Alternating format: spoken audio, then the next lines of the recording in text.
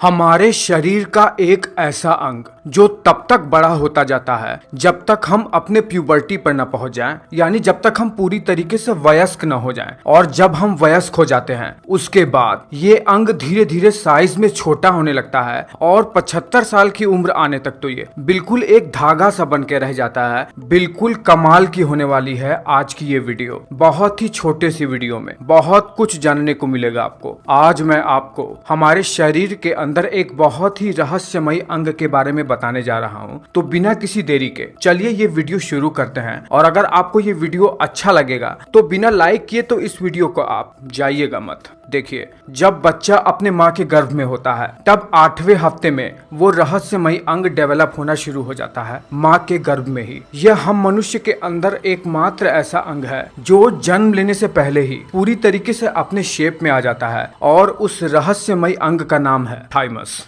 Thymus एक lymphoid organ है जिसका काम हमारे शरीर में इम्यूनिटी के लिए बहुत ही ज्यादा इंपॉर्टेंट है, बहुत ही ज्यादा। और साथ ही साथ ये एक ग्लैंड भी है जो हार्मोन रिलीज करता है। देखिए, जैसे ही एक बच्चा पैदा होता है तो वो एक वेल शेप्ड परिपक्व थाइमस ग्लैंड के साथ पैदा होता है। उस समय इस थाइमस ग्लैंड का वजन लगभग 10 से 15 ग्राम तक होता है। लेकिन यह बच्चा जैसे जैसे ही बड़ा होता जाता है 18 से 21 साल तक का, वैसे ही यह थाइमस ग्लैंड अपने फुल मैच्योरिटी में आ जाता है और लगभग 30 से 40 ग्राम तक वजन में हो जाता है। थाइमस ग्लैंड एक बाइलोब्ड ऑर्गन है, यानी इसमें 2 लोब होते हैं। ये बिल्कुल हमारे फेफड़ों के बीच में हमारे पसलियों को जोड़ने वाले हड्डी स्टर्नम के पीछे और बिल्कुल जहाँ पर गला खत्म होता है ठीक वहीं पर स्थित होता है। ये थोड़ा पिंकिश ग्रे रंग का होता है और इसके ऊपर उभरे हुए लोब्यूल्स भी होते हैं। जब हम इस थाइमस ग्लैंड को काट के देखेंगे तो हम पाएंगे कि ये कुछ भागों में बटा हुआ होता है जिसे ट्रैबेक्युलाए कहते हैं। और इसी ट्रैबेक्यूल में इसके बीच के भाग को मेडुला कहते हैं और इसके पेरिफेरल वाले भाग को कॉर्टेक्स कहते हैं। देखिए,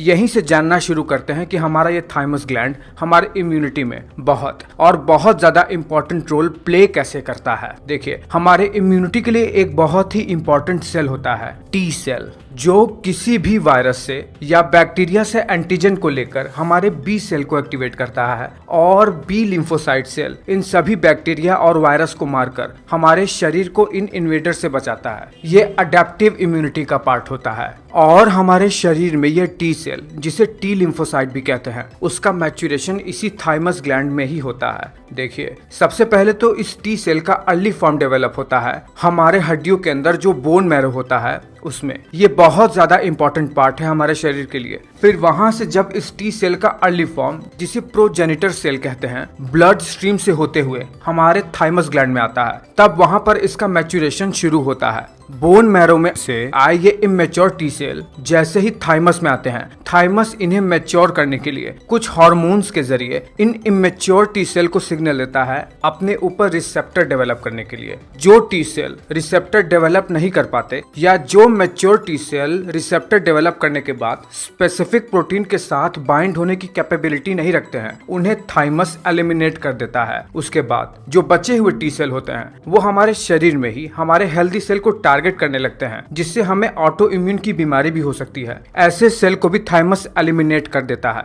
और बाकी जो मैच्योर टी सेल होते हैं उन्हें ही ब्लड स्ट्रीम में रिलीज कर दिया जाता है। और अब ये मैच्योर टी सेल हमारे शरीर में किसी भी प्रकार के इन्फेक्शन से लड़ने के लिए तैयार हैं। इनफैक्ट जितने भी टी सेल थाइमस में मैच्योर होने को आते हैं उनमें से केवल 1% ही ब्लड स्ट्रीम में रिलीज किए जाते हैं। देखिए, मैंने आपको बताया है कि थाइमस ग्लैंड एक नवजात बच्चे से लेकर हमारे प्यूबर्टी तक डेवलप होता है। तब तक बच्चों और किशोरा अवस्था वाले लोगों में इम्यूनिटी बहुत ज्यादा मजबूत रहती है। उदाहरण के लिए इस कोरोना वायरस को ही देख लीजिए। इसमें आप छोटे बच्चे या किशोरा अवस्था वाले लोगों को कम प्रभावित ही देख पाएंगे, क्योंकि इन एज ग्रुप वाले लोगों के अंदर थाइमस ग्लैंड अपने पीक पर होता है। वही जैसे जैसे व्यक्ति का उम्र बढ़ता जाता है वैसे वैसे शरीर में इन टी सेल की जरूरत नहीं होती है। इसीलिए थाइमस ग्लैंड प्यूबर्टी के बाद धीरे धीरे डिक्रीज होना शुरू कर देता है और 75 साल के आने तक तो ये केवल फैट की एक लेयर बन के रह जाता है, एक धागा सा बन के रह जाता है। इसीलिए तो छोटे बच्चे और किशोर लोगों पर वायरस और बैक्टीरिया का खतरा रिलेटिवली कम होता है। और चूंकि छोटे बच्चों को इम्यूनिटी की बहुत ज्यादा आवश्यकता होती है, इसीलिए प्रकृति ने ऐसी व्यवस्था बनाई है। तो ये वीडियो आपको कैसा लगा है मुझे नीचे कमेंट करके जरूर बताना। अच्छा लगा है तो लाइक करके ही जाना।